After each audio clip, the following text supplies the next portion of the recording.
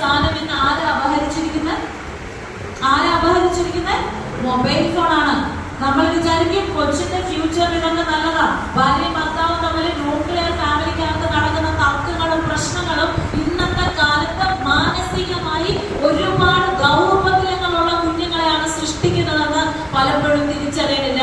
കാരണം ന്യൂക്ലിയർ ഫാമിലിയിൽ ഇന്നത്തെ കാലഘട്ടം, ഞാൻ പറയുന്ന വേർഡ് ശ്രദ്ധിക്കുക, ഇത്രയേറെ അവസ്ഥകൾ നിറഞ്ഞ ഈ ഒരു കാലഘട്ടത്തില് നമ്മളുടെ കുട്ടികൾ ന്യൂക്ലിയർ ഫാമിലിയിലാവുമ്പോ ഹസ്ബൻഡിന്റെയും വൈഫിന്റെയും ഇടയ്ക്കുണ്ടാവുന്ന ചെറിയ ചെറിയ വിഷയങ്ങളിൽ പോലും കുട്ടികൾ മാനസികമായി വല്ലാതെ ബുദ്ധിമുട്ടുന്ന ഒരു അവസ്ഥയിലേക്ക് പോകും. ഞങ്ങളുടെയൊക്കെ മുമ്പില് ചിലപ്പോൾ അഡോളസന്റ് സമയത്തൊക്കെ കൊണ്ടുവരുന്ന ചില കുട്ടികൾ റിജക്ഷൻസ് കേട്ട് കഴിഞ്ഞാൽ അപ്പോഴേ സൂയിസൈഡ്. ചിലപ്പോ ഒന്ന് പറയാൻ രണ്ടാമത്തെ അമ്മ പറയാണ്, എന്നാ ഞാൻ പോയാലും ചത്ത് കളയാം. ഇത് കേൾക്കുന്ന കൊച്ച്, ഇന്നലെ എന്നെ കാണുന്ന ഒരു കുഞ്ഞുണ്ട്. ആ കുഞ്ഞ് ഒരു 11 വയസ്സിന്റെ ഉണ്ട്. ആ കുട്ടിയിൽ കഷ്ടിച്ച് അത്രയുണ്ടെന്ന് തോന്നുന്നു.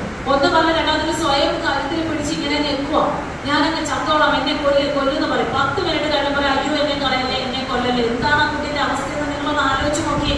അതിന്റെ ഫാമിലി ഹിസ്റ്ററി നോക്കുമ്പോൾ ദേഷ്യം വരുന്ന സമയത്ത് ഈ അച്ഛൻ അമ്മയുടെ കൊങ്ങയ്ക്ക് പിടിച്ചിട്ട് കൊല്ലാൻ ശ്രമിക്കുകയായിരുന്നു. ഇത് കണ്ടുകൊണ്ടിരുന്ന ഈ കുഞ്ഞ് വളർന്ന് മേലോട്ട് എത്തിയപ്പോൾ അതിന് മനസ്സിലായി ഒരു പ്രശ്നം വന്നാൽ മരിക്കാനുള്ള മാർഗം എന്ന് പറയുന്നത് ഈ കഴുത്തിൽ നെറ്റി പിടിക്കുക എന്നുള്ളതാണ്. ഈ കുഞ്ഞ് അതുകൊണ്ടെന്താ ഇന്ന് ഏറ്റവും കൂടുതൽ നടക്കുന്നത് ഡിവോഴ്സ് ഇഷ്യൂസ് ആണ്. കാരണം കൂടെ നിൽക്കുന്ന ജീവിതം എന്ന് പറയുന്നതും ഒരു നൃത്തം തന്നെയാണല്ലേ, അല്ലെങ്കിൽ ഒരു ഗ്രൂപ്പ് പെർഫോമൻസ് ആണ്. കൂടെ നിൽക്കുന്ന ആളുകൾക്ക് എന്ത് കൂടുതലുണ്ടോ, എന്ത് കുറവുണ്ടോ, എന്ത് പറ്റുന്നുണ്ടോ, എന്ത് പറ്റുന്നില്ലയോ, ഇതെല്ലാം കൃത്യമായി മനസ്സിലാക്കി ആ കുടുംബത്തിലെ എല്ലാവരും ഒന്നിച്ചു ചേർന്ന് നിന്ന് ആ കുടുംബം എന്ന ടീമിനെ വിജയിപ്പിക്കുന്നതല്ലേ ജീവിതം.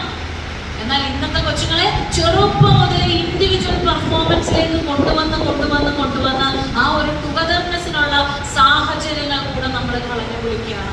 നമ്പർ 2, ഞാൻ ഇന്നത്തെ പേരൻസിനെ കുറിച്ചാണ് പറയണത്. അത് കഴിഞ്ഞ് കാലഘട്ടത്തെ കുറിച്ചൊക്കെ ഞാൻ പറഞ്ഞോളാം. മൂന്നാമതൊരു കാര്യം ആലോചിച്ച് നോക്കിയേ. നമ്മുടെ കുട്ടികൾക്ക് ഒരു കാര്യം നമ്മൾ വാങ്ങിക്കൊടുക്കുമ്പോൾ പലപ്പോഴും സ്വിച്ചിട്ടാ ലൈറ്റ് കത്തുന്നത് പോലെയുള്ള ഒരു പ്രക്രിയയാണ് നമ്മൾ ചെയ്യുന്നത്. സോഴ്സ് അറിയാതെ മക്കളെ വളർത്തുന്ന ഇന്നത്തെ മാതാപിതാക്കളുടെ മുമ്പിൽ സോഴ്സ് എന്താണെന്ന് അറിയാത്ത കുട്ടികൾ പലതും ആവശ്യപ്പെടുകയും ഈ ആവശ്യപ്പെടുന്ന സാധനങ്ങൾ കൊടുക്കാൻ മാതാപിതാക്കൾക്ക് കഴിയാതെ വരുമ്പോ എന്റെ കഷ്ടപ്പാട് എന്റെ കുട്ടി മനസ്സിലാക്കുന്നില്ല എന്ന് കരുതി പരിതപിക്കുന്ന മാതാപിതാക്കളെ നമ്മൾ എന്ത് പേരിട്ടാണ് വിളിക്കേണ്ടത്? ക്ലിയർ? എനിക്കൊരു മൊബൈൽ ഫോൺ വേണം എന്നൊരു കുട്ടി ആവശ്യപ്പെടുമ്പോൾ ഈ മൊബൈൽ ഫോൺ വാങ്ങി തരണമെങ്കിൽ എന്റെ അച്ഛൻ എന്ത് പണിയെടുക്കേണ്ടി വരും? എന്റെ വീടിന്റെ ഇന്നത്തെ അവസ്ഥ എന്താണ്? എന്റെ വീട്ടിൽ കടമുണ്ടോ? പലിശയ്ക്ക് വാങ്ങിച്ച